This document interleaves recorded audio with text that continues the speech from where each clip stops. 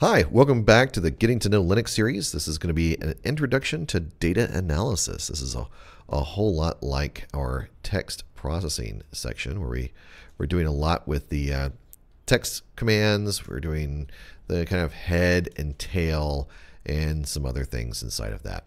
So let's go ahead and get started. Today we're going to be taking raw data. We're going to be able to sort, provide statistically significant information, and provide some clear reports of what we get. How do we do this? Well, I've actually taken data from an Apache web server and I sorted it down to 112 lines long. Now by cutting the data there, using that, actually I used cut to do it. By cutting it off at 112 lines, I should be able to fit it all on the screen so we can work with it. Now normally your logs will go past 122 lines as columns actually across the screen. So there'll be varied lengths. In this case, we have all the same length, so it's easier to work with. So let's look at the commands we're using. You know VI, so we've got the whole VI thing going on. We're using vim. Cat, of course, is listing the contents of your file. That's concatenate, so you'd actually combine files with cat, but we're going to use it just to list the contents of a file. Sort, just the way it sounds, is it sorts information alphabetically or numerically. Well, I guess alphabetically and numerically. Unique, we'll go through and pull out unique portions of text. That's where, let's say we have 1, 2, 2, 3, then it will just pull out 1, 2, 3. It'll remove the duplicate 2. Now, unique only works if the data are sorted. So if the data are not sorted, then unique will not take out the duplicate lines. They must be contiguous, so they have to be next to each other. Which is easy with sort. So you'll almost always see sort pipe unique pipe sort -n. So you'll see that all the time. Grep, of course, is look for text or exclude text out of a file or stream, which we're going to be working with streams today. We'll be taking a file and we'll be popping it into a pipeline. Awk, as we go down, it will allow us to provide columns and some formatting inside of a file, so inside of a stream, so we can provide a little bit of reporting for that. So awk, we'll be using it to print columns. We'll use a little bit to determine field delimiters. We won't be drilling down on that too much. And we'll also be separating text out, showing what the text actually means for a report. Sed, as we move down to sed, is a stream editor that allows you to replace text inside of a file. We really won't need sed a whole lot today, but we may play with it a little bit to kind of look at what we can do with the data. WC is word count. That's going to give us a line count, a word count, and a character count. You'll find that word count is extremely useful when processing things like how many people have visited a website or what pages people normally go to, what times it usually occurs, etc. Head and tail, of course, that's just pulling out the top and bottom of a file. Reverse reverses it, actually reverses it on your screen. So if you cat a file and then reverse it, then it'll just actually be backwards. Tac will cat, instead of going from top to bottom, it'll go from bottom to top. So let's look at our data set. As we scroll down here and we look at the data set, which I'll be putting all this in the comments below the video so you'll be able to get into all this. We're going to look at Apache log. Now this is the standard Apache combined log. There's nothing weird about this log. It's just very boilerplate standard. So what do we have in here? First thing we have inside of an Apache log is the visitor, which makes sense. That's probably the thing you're most interested in, is how many visitors and who is visiting your site. Next is the ident-d check. So if you have ident-d running on your Linux or Unix box, then and you have it enabled in Apache, then it can actually ident-d the server the web client, whatever you're using to browse over, and your computer will respond as who you are. That's not very common, so most always you'll see a dash there. You really won't see a whole lot of stuff coming up there. Next one is the web authentication. So if you're an authenticated user, so it did ask you to log in, and it was using, I believe it's just for Apache Basic Authentication. It could be something else, but I think it's just Apache Basic Authentication. If it asks you to log in, it'll show your name, like JDoe, whatever it might be, Jane Doe, John Doe, whatever. Next, of course, we have the timestamp. So this right here is a date and time. Right there is Greenwich Mean Time, or the GMT or Zulu time. So we've got that right there. Tells you what the time zone is. Next is the method that was used, whether it's a get or post, whatever it might be. The directory or file or command that the person was trying to run on the web server. The version of HTTP they're using. And this right here is the response code. This is interesting. I'm sorry, this is the status code on the server. So this 302, that's 300 series means it's a redirection. Let's see if I find a 200. There we go. And the 200 series, that means it was okay. A 400 series, everybody, I'm sure you've seen 404, file not found. The 400 series is it wasn't there. The 500 series is a server error. You've probably seen like code 503 come up. You know, you'll see this error 503. Well, that means there's something wrong with the server. 404 or 400, that means what you were looking for is not there. 300 means it's been redirected somewhere else. And 200 means, yeah, that was cool. That worked. So we're going to, those are kind of good to know. So if you're doing web server analysis or you're going through web logs, it's good stuff to know. Then the next one here is going to be the amount of traffic that was transmitted back. So how many bytes were downloaded to the web client from whatever that action was. The dash means 0. So if you see a dash that's null or 0, I think there is a way in Apache to go change that so you can have Apache report zeros instead of dashes, but dash works fine for me. The next is going to be the referrer. That means what website the person was on when they clicked the link that took it over to your website. So that's the referring link. And then last is the user agent. In this case on the screen, you'll see Googlebot was the user agent. So there's actually a bot that was searching things. So that was a user agent. And we're going to see a little bit later on that as we look for bots, we may be provided with a couple of false positives. So we need to be careful about that. But that's with anything as you sort through text. So that's a Googlebot right there, and that's the user agent. That can be anything like Mozilla if you're using Firefox or Opera or Safari or whatever it may be. So let's move on down and let's get this data set, which you can copy out of the comments, or if YouTube blocks the data set, they sometimes do that because of brackets or greater than, less than, things like that. If they block it, then I'll provide a link to it on Pastebin or GitHub or SourceForge. Probably just Pastebin. I'll just probably throw it in Pastebin and give you a link. And so I'll put the link below so you can get to this data set. Now, I want to take this data set and I want to put it into a file. So I'm going to go over right here, vi log01, and I'm going to go pop this in using I for insert and WQ. So for save. So let's do that. I'm going to pop over there to my terminal. Inside the terminal, I'm going to go over my temp directory actually. So I'm going to pop into temp. I'm going to make a directory and call it, we'll call it example. I'll pop into example. Now that I'm in the example directory, I'll vi lab01.log. And so I'll give you just a second there, vi lab01.log, and I'll press enter. As I do that, I'll middle click after I press I for insert. Don't forget to press I for insert because it'll make a mess. I for insert, I middle click and just paste everything. Once in Linux, if you just highlight text and then middle click or 2-finger click, it'll paste your text. Now I hit escape, WQ, and that's escape to get out of insert mode, colon for colon mode command, WQ for write and quit. Bam. All right, well, let's see if I actually made a file. So I'm going to cat that file now. So lab01.log. Let's look at that. Yep, sure enough, I've got information there. Well, let's cat that lab01 log and let's look at how many lines I have. There we go. 25 lines. That's exactly what I pulled out of that 1 million line file. So that's good. So there were a lot of lines in that file to start with. So let's look at WC-L as a very first step here. So that WC, if we take out the -L, it shows us, you'll see that 25 appear again. So you see it 25. Then you see 329 and 2825. What does this mean? Okay, when you're doing a word count, that 25 is how many lines were on the page. So that's 1, 2, 3, 4, 5, 6, 7, blah, blah, blah, blah, blah, 25. And then we have 329, and 329 is how many words. So that's a word. That little dash is a word, and that little dash is a word, and that's a word.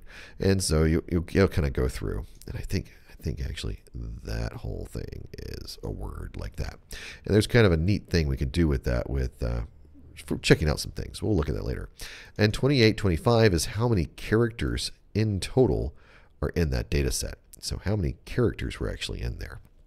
So let's go ahead and start looking at some stuff in this file, some interesting information.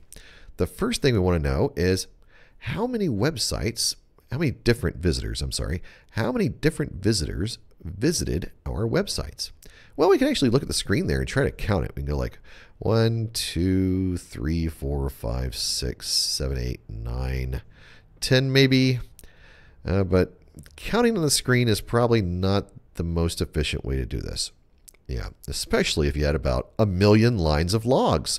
It's not uncommon to have several 100,000 lines of logs, and it's really not uncommon to have millions of lines of logs if you have a busy site. So that is completely normal. And if you start looking at firewall logs, then having 9 million or 100 million lines of log is not unreasonable. That should be expected. So in this case, we can count it on the screen. We can actually take this and we could paste this into a spreadsheet application like Microsoft Excel or Numeric. But what if we did have 1 million lines of text? If we did have 1 million lines of text, opening it in a spreadsheet would be really difficult. And then getting our information out of it would be nearly impossible, anything statistically significant. We could format it maybe in Excel, but once again, you're working with 1 million lines of text, that's going to take a long time. So what we're going to do is you'll find that the commands I'm going to type in this entire lab video are going to be extremely simple. Now it's kind of like a magic code. You got to get everything in the right order, but they're going to be extremely simple, very short, very fast. It's going to allow you, hopefully, to see how quickly you can analyze text inside of a Unix and Linux environment. This is one of the main strengths that you'll find in the scientific community and why there's such great support for Linux and Unix. Or I'll just say Linux. So let's look at this. How many unique visitors I have? Well, this is going to get a little complex just to start with. I'm going to cat that lab, and then I'm going to use awk. So awk. Use the single quote and then a curly braces. So curly braces open. That's part of the syntax for awk. So let's go with that. Yeah, so we're going to do that. And then we'll type print, which is an awk command. I'm going to do a $1, which is the first column. Now, if we look at this, we can see the first column right there. This is the first column. That is the second column, the third column, the fourth column. Sorry, the fourth column, the fifth column, and then we have 6, 7, 8, 9, 10, 11, 12. So we have about 12 columns, it looks like, 10 or 11 or 12, somewhere around there. The way we're going to look at it is everything in this first one here, each column is separated. Everything in this first column is separated by a space. So what we have here is what's called a white space separated or blank space separated file. Well, we can work with that. Actually, in awk, we can work actually with separation by words themselves or special characters or whatever we want to look at. So that will all work for us. So let's go ahead and do that print $1 there and press enter. Oh, super. Well, now we got that out on the screen. I've just got that information. Well, I'm looking for unique visitors. So let me go through and sort that. Okay. By sorting it, remember, now awk can... now unique can remove those duplicate lines. So now I've got it sorted because they're contiguous. So I'm going to go over and I'm going to unique that. I don't need to count anything in the uniques. I just need to unique it. There we go. Now I can actually count this by hand. I can do 1, 2, 3, 4, 5, 6, 7, 8. Huh. I think I got 9 or 10 last time. So it's a good thing I was using this utility. That was just 25 lines, and I already made like a 10% error. So there you go. So we've got 8 lines, but I don't want to have to sit there and count it, especially if there are like 100,000 of them. So let's do the word count on there, WC. You can see I've got 8 there. And 8 words, because each line is just 1 word. And then 115 characters. I really don't need that 8 and 115 on there, so I can use the -L on word count to just show that there were 8 unique visitors to this website out of the 25 that I'm looking at. Now, of course, all the questions that we're doing, all the exercises that I'm doing here are only as recorded in the 25 entries on that log. We'll be working with logs in class of about 1 million, 500,000, 1 million, 1.5 million lines. Maybe some of them I think that we have on the server about 9 million lines or 10 million, but everything is going to be much greater than this. I'm just using this data set to make this kind of easy. So easily processed, so it doesn't take a long time to get results and not a lot of room for error. So over there we got the cat, the file, awk, the special syntax that we use for awk in this case, which is going to be a single quote, curly braces. Can you use other things? We won't go into that. Yes. Print $1, got that curly braces closed there, the pipe character, sort, a pipe character, unique, a pipe character, and a wc-l. I think that everybody will be not surprised. You'll actually think this is pretty normal. This is called a pipeline. The reason this is called a pipeline is because of all the pipe characters. We're piping the output from this into the input of this, and then the output of this into the input of this, and output into input, output into input. And then because we don't have a pipe at the end, the output from that last command goes to our screen. So that's a pipeline. It feeds into itself. So everything that comes out of this feeds into this, and that feeds into that, and that feeds into that, and that feeds into that. Pipelines are extremely powerful. And so as we build these up, you can see that just with a single command, I can tell you how many unique visitors there were. And that command doesn't take much time at all to actually type in. So let's pop over and look at our Z again, and we'll scroll down here and see how many times did each visitor visit the websites in the server. So that's interesting. So how many times did each visitor uniquely visit the site? Well, you know that unique, maybe if I did a unique right here, -c. I need a dash. There we go. Now we can sort that. Let's sort that numerically, sort -n, and we can see this person visited twice, this person visited 8 times. If we wanted to see who's visiting so many times, we can now cat the lab and grep that IP address right there. And that will show us every specific instance where this person visited the site. And what you can see, just as popping up on the screen right here, we can see this is a hacker trying to hack our website. So this website doesn't allow authentication, and it doesn't have user.php. So that doesn't exist. And of course, an action of login passed to the user.php, that certainly doesn't exist. And if you look, when they tried, they got a 302 error. The 302 was a redirection, and it sends them over to another website. So they did get redirected because they were going for bogus stuff. They tried some more stuff on there, which is just, well, just give me your front page, and that popped up. And then they went back to trying the user PHP, and it redirected them again. And then they went back to the page, and they're like, well, that works. So I don't know how many times that happened in the million lines of log, but that's interesting to see right there. We were able to do that just by grabbing that information and then grepping for it out of that file right there. Okay, let's move on. Let's find out how many times people got a 200. That is, everything's cool. If you get a 200 series, then everything's fine. It was found. It's good to go on the server. So let's cat that log and get an idea of where we got the 200s. Now, if this was a million lines, you would just head the log, right? You just head that file and just look at a few entries. But because it's only 25 lines long, I can just cat the whole thing. But remember, if you're working with a really large file that's a few thousand, few 100,000, or a few million lines long, then you're going to want to head that thing to kind of sort out your information. Well, I'm going to cat that file, and then I'm going to go to grep, and I'm going to look for 200. Okay, so 200 means everything was okay. It happened several times. If I want to make sure there were no extra 200 codes, like maybe there's a 201 or something that I'm not familiar with, well, let's find out. In that case, it gets a little more difficult, but we can look right here for 200s, and I can just see for each count of 200. I can count that. Now tell me if this is legit. So wc-l 16. It looks like I have a problem. Was that working? No, that worked just fine. But there's a risk. And for those of you who are seeing that 200 at the end of the IP address, had this been a 300 redirect over here, it would have given me a false positive. So we need to just sort out that particular column right there. And I'm going to show you a trick for doing that.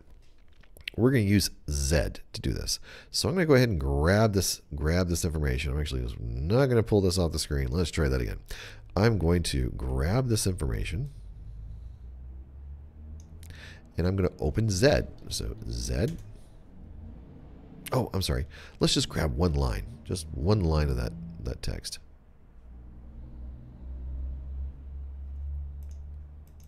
There. I just got one line now. And now I'm going to go pop that into Z. So as we see that one line pop up inside of Z there. And that's going to allow me to, let's do that. That's going to allow me to work with it. There. Got to get all my little screens working here.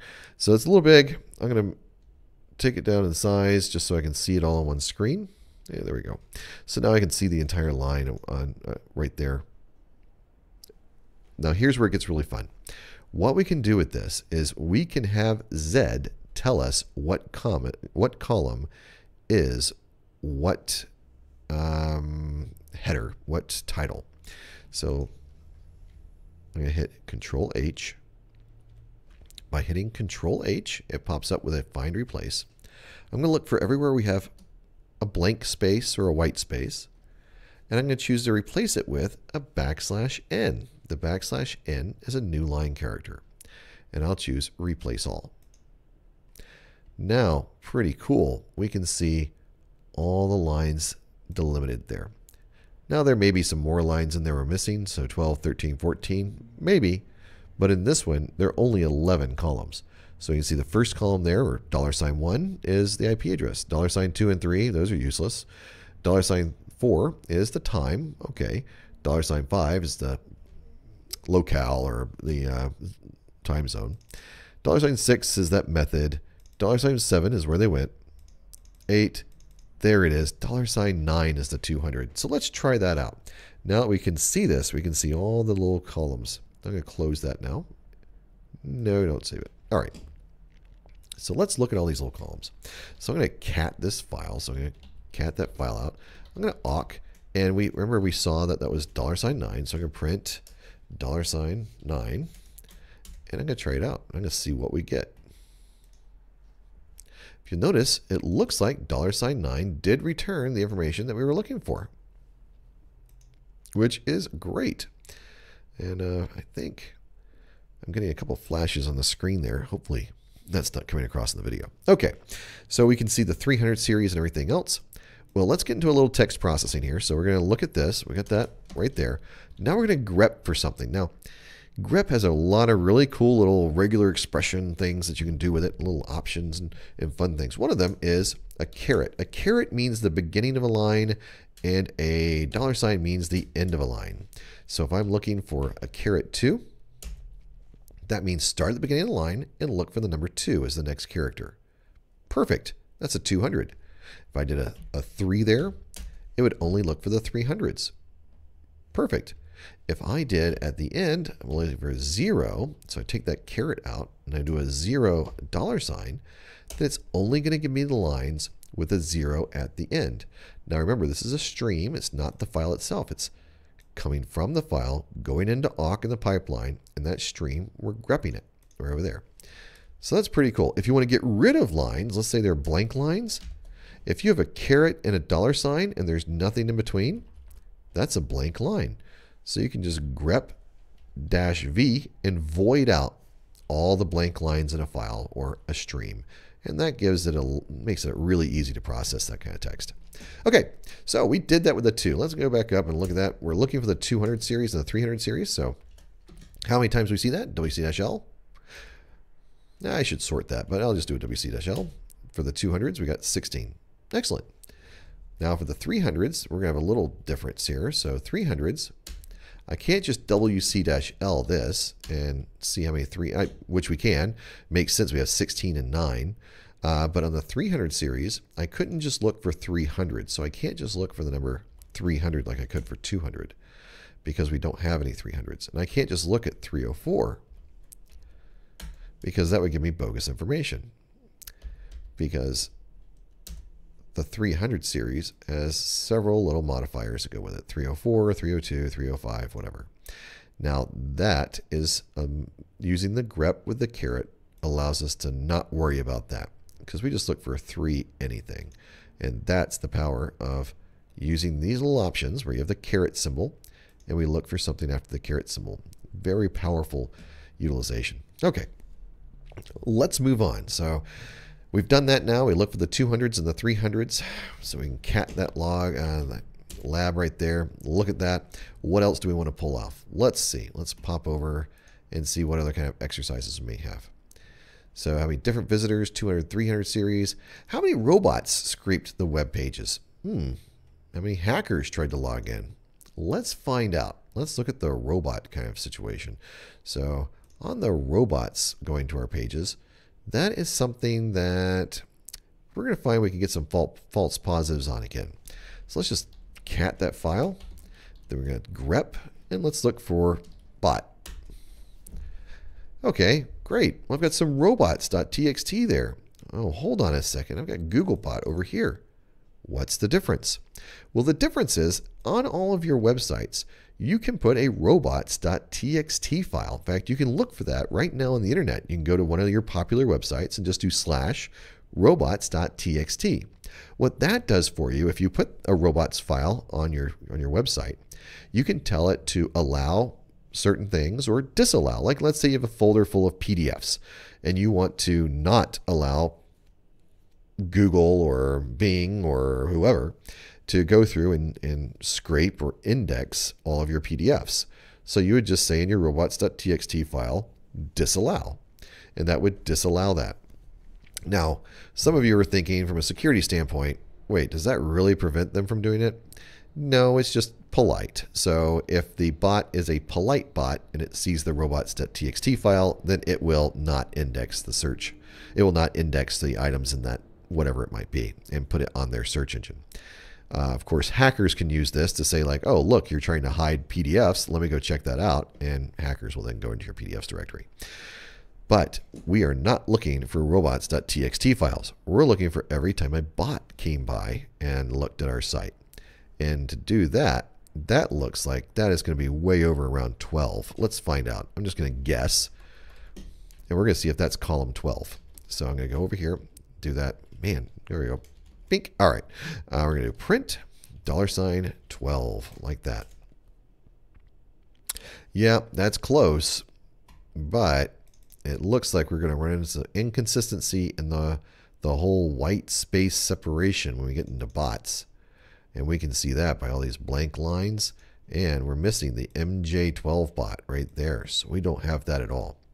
Well, there's some ways we can troubleshoot that, ways we can get around that. We mentioned field delimiters. So we can actually tell it that look for a certain text or look for something in the system and use that as a field delimiter. Well, what is common here? If we can look over here inside of our text, is that common for everyone? And every time it's a bot? And, well, it should be. Bots should not be looking, coming from refers. If it's a bot, it should not be referred from another page. We could check that. Or we could go through and say every time we see a quote, let's go through and we say that'd be $1 would be everything before this first quote. $2 would be everything after that second quote, or the first quote, sorry. $3 is everything after the second quote. Then this would be $4 right there. That'd be $5. I lost count. Oh, too bad. We can use Z or gedit to do that again. But we don't even need to do that. If it's a bot, it should be coming by itself, and it should not be referred from another link. So we can actually look for this. Let's give it a shot.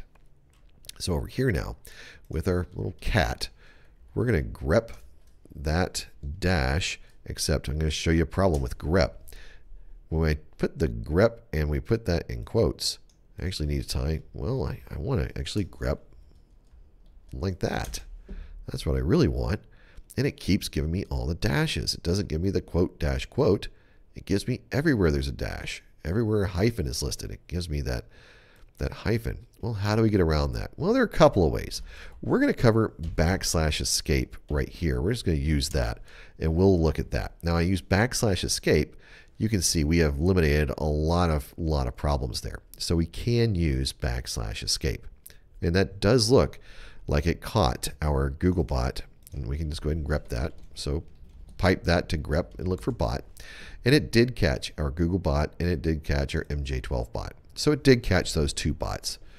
Another thing we could do is just every instance of robots.txt, we could void that out. So over here, grep-v robots.txt, and then grep bot. And there you go. And now we've removed all the robots.txt files and grep bot. Now you may be noticing there are a lot of ways to do this. Yeah, there's this shell programming, or this is shell scripting, and we're actually doing some data analysis here. And yeah, there are just about as many ways as you can think about it. There are ways to do it. So let's move on really fast and finish this up. So we got that bot there. We can also set a field delimiter. We know of that right there. So let's go ahead, and I'm going to set the field delimiter. So I'm going to cat that log. I'm going to awk set the field delimiter, the F. I'm going to set it to that backslash quote backslash, and I'm going to put those in single quotes there, and hopefully that'll work for me. I'll do a single quote, print, and I'll print everything that's after that, so $2, like this. We'll see what I get. And sure enough, that does give me the output I'm looking for. Now, some of you might be looking at that command going, oh my goodness, what is that? Yeah, that's a backslash escape. So the backslash escape just says take whatever the following character is at its actual value. Don't interpret it. Take it at its value. So we are looking at 4 quotes. I'm not looking for what a quote means in certain context. I'm looking for the character quote. That's why we're using a backslash escape. And when you use backslash escapes and it's something like a quote, you can see how that gets kind of confusing. You'll have several backslash escapes and quotes and a different quote, another backslash escape, and it just really looks complex. You'll have to stare at it sometimes to figure it out. Okay, so as we did this, I'm going to go ahead and now I'm going to grep for bot, and we see those bots there. How many times did it happen? Well, if I do a word count, we can see that 4 times bots went across the servers and scraped the web pages or indexed the stuff. Now, let's go ahead and do the final little question here, and that is going to be if we want to go through and just sort the visitor IP and whatever their browser was, how would we do that? And so let's cat our file and find out. So we're going to do lab. And whenever I mentioned head earlier, that you would just head that file, you just head that. You're heading it. Here, let's do that. You're heading the file just to find the things you're looking for, whatever you're looking for. You have to cat the whole file, the entire file. If it's 9 million lines, you have to cat that entire file in order to sort out everything in the file so you don't miss anything. Now, some people may say, well, you can actually grep and use the file as an argument. That's fine. You can do that too.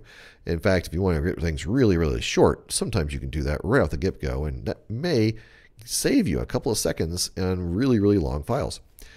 But we're not going to do that because allowing us from this point, if we can reduce that file to a stream, let's cat the file and reduce it to a stream or transfer it to a stream and then pipe that into things, it gives us an incredible amount of extensibility, incredible capabilities that we can use in that file then. And it's very easy to follow. It's something that we can build the pipeline one pipe at a time, and it's very easy to see how it comes together.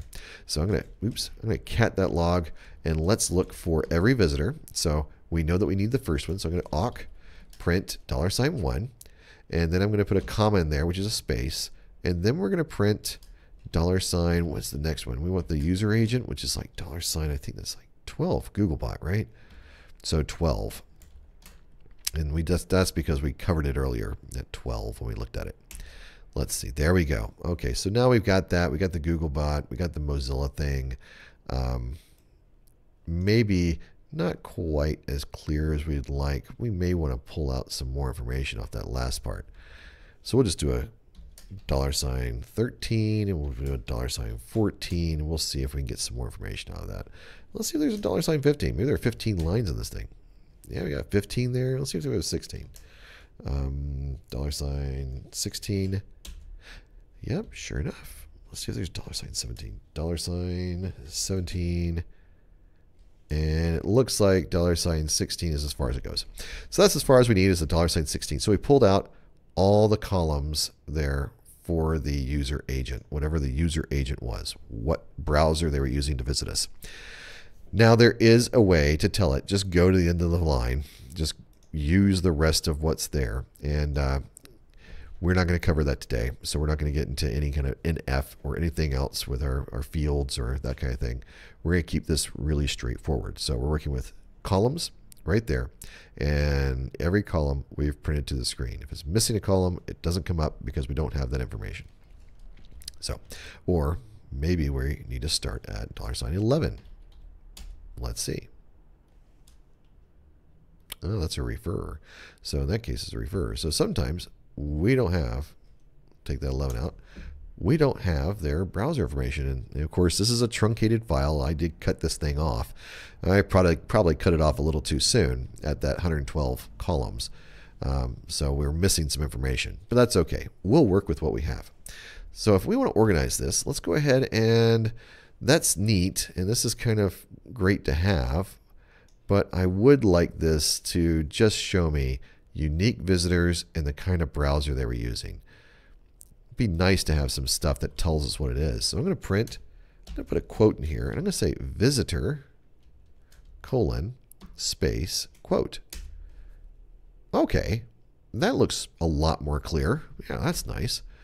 Now, I wonder if I can do the same thing for that $12. Instead of a comma right there, what if I put a quote and a tab, a backslash T, and then I'll say destination.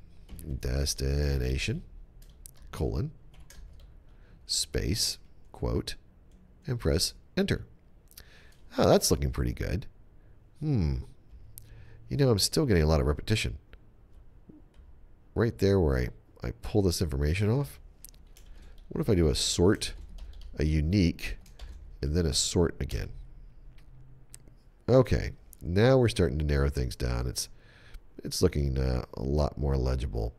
It's a lot more like a report. That one tab there doesn't look like it's enough. Let me put another tab in, see what that looks like. Okay, now I got 2 tabs in, and that's looking a lot better. So I'm able to get some more information out of that right there. We can see that some of the destinations, it's missing sometimes. Got that. And other times we got Mozilla, we got Windows NT coming, we have the compatible from that MJ12 bot. And let's see, we got Windows NT 10, we have a Windows NT 6, we have a Macintosh, we have a Googlebot. So we now can see, you know, that's not a destination. We're going to choose the user agent. That's misleading. Watch out for your reports. User agent. There we go. And so now we've got the user agent listed. Yeah, that looks pretty clear. Now, that is a nice report, but sometimes, as you see, the tabs, whenever you create a tab, may not line up exactly where you want it. You'll see that the tab ends right at that 156 if you look on the screen. So that's a tab. You got 2 tabs there. There are some ways where you can take this output and you can augment it a little bit, and then it'll fit a little more nicely. You can do that through, let's go over in that one right there. We'll put a quote, space, quote, that kind of a thing. And you can move it over, and you can sit there and play with that. And you can sit there and put some extra quotes in as you move the agent over, and we'll do another one and see if we can catch them all this time. There we go. And now what I did is I just added a space on these right here. You'll see it come across the screen. If you can see that grow across the screen, you see it 1, 2, 3, 4, like that. Then tab, tab. So you'll see that space, space, space, tab, tab. And I just added that by putting literally a quote in my print statement for awk and adding spaces to it. That gives you some really neat, very easily, very legible, very easily readable output that is useful for someone. If you we're looking for user agents. What's the most common user agent? Then there you go. Now you've got something that'll fit, and it will always be nicely formatted. It'll always fit exactly the way it should. And we know it will always fit exactly the way it should because you're not going to have more than 3 digits in each of your octets for your IP address. So you're never going to go past that. All right. I hope that this has helped, and I look forward to talking to you in another video.